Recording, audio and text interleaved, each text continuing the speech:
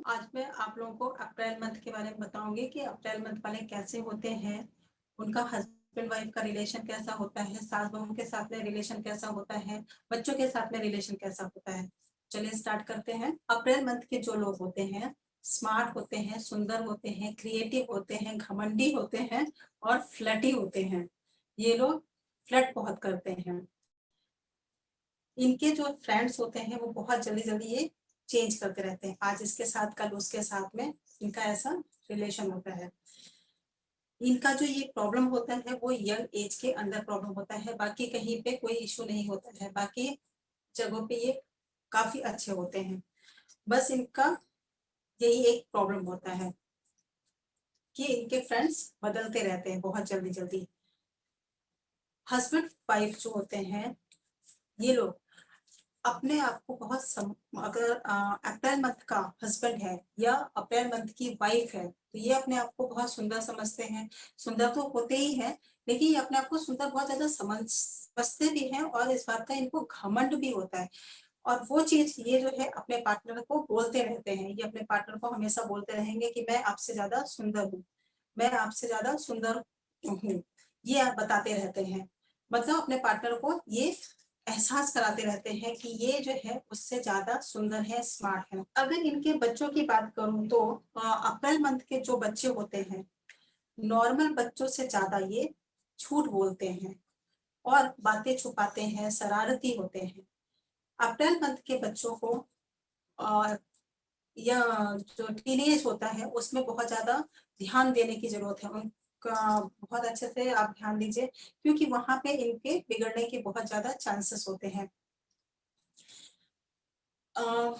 जो April month के father होते हैं वो केयरलेस होते हैं।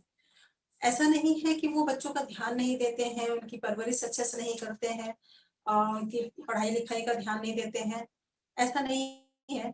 केयरलेस कहाँ पे होते हैं, जैसे बच्चा मस्ती कर रहा है और अगर आप बोलते हो कि बच्चा मस्ती कर रहा है, शरारतें कर रहा है, तो आप उसको समझा दो तो ये बोलेंगे जो कर रहा है करने दो।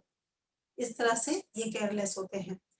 और जो अप्रैल मंथ की मदर होती है वो जरूरत से ज्यादा केयर करती है। मतलब अगर बच्चा थोड़ी थोड़ी सी भी मिस्टेक कर रहा है तो उसको टोकती रहेगी, बोलती रहेगी, तो ऐसा होता है। अब जो है अगर आप बहुत ज्यादा केयर करते हो या केयर नहीं करते हो तो दोनों ही जगह पे प्रॉब्लम आती है।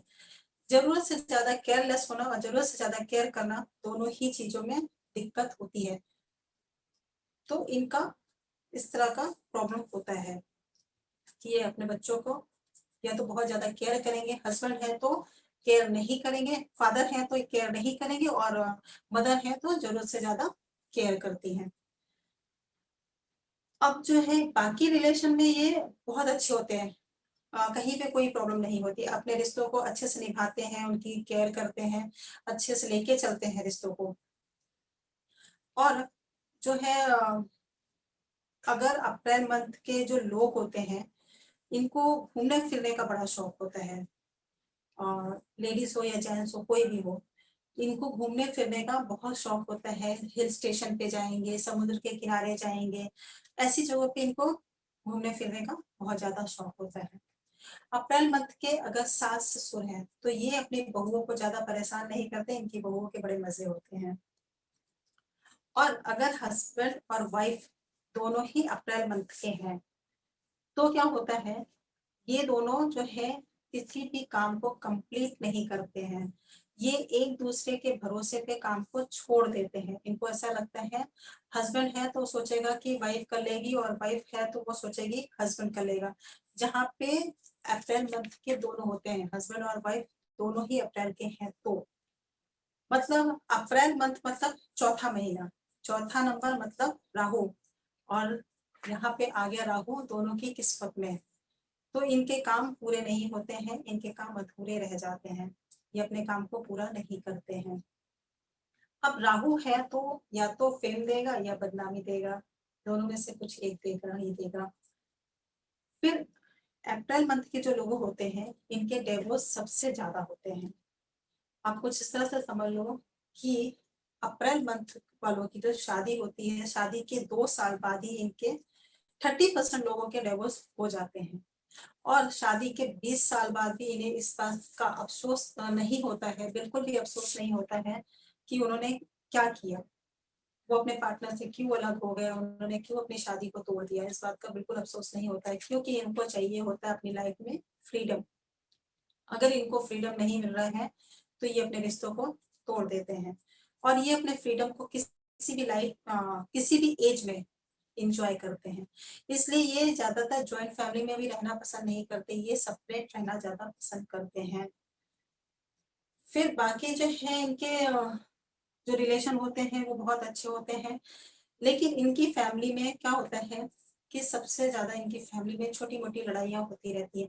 वैसे तो हर फैमिली में लड़ाइयाँ होती हैं छोटी-मोटी, लेकिन इनकी फैमिली में कुछ ज़्यादा होती हैं बाकी लोगों के अकॉर्डिंग। ज़्यादा बड़ी लड़ाइयाँ नहीं करते हैं पर छोटी-मोटी ही करते हैं, पर इनका कुछ ना कुछ चलता रहता है हमेशा। अगर आपके पास कोई आता है आपका क्लाइंट और वो इस तरह की प्रॉब्लम बोलता है कि हमारे हस्बैंड वाइफ का इश्यू है या फिर बच्चों के साथ प्रॉब्लम है, तो आप उनको यही सजेशन दीजिए कि जो आपका अप्रैल वाला मंथ वाला पार्टनर है, उसका जो दूसरा पार्टनर है, आप उसको यही सलाह दीजिए कि आप इनकी बातों को ज़्यादा अ, ध्यान मत दीजिए, इनकी बातों से थोड़ा इग्नोर कर दीजिए और जो भी ये बोल रहे हैं उसको सुन लीजिए और समझ लीजिए। और अगर ये कुछ ज़्यादा बोल रहे हैं, जैसे ये इस तरह से बोलते हैं कि मैं बहुत ज़्यादा सुंदर हूँ, ये है, वो है, तो इन बातों को थोड़ा आप इग्नोर कर दीजिए। और एक चीज़ है कि अप्रैल मंथ वाले जो लोग होते हैं, इनको गुलाब का फूल बहुत पसंद होता है। तो आप इनको गुलाब का फूल दे सकते हैं, उन्हें बहुत अच्छा लगता है, उसे पाके ही खुश हो जाएँगे। और अगर आपके घर में कोई छोटा बच्चा है, तो आप उसको भी दे के देख सकते हैं। अगर अप्रैल मंथ का कोई छोटा बच्चा है, तो आप उसे भी गुलाब का फूल दे के देख सकते हैं कि वो कितना खुश हो जाएगा उसे पाके।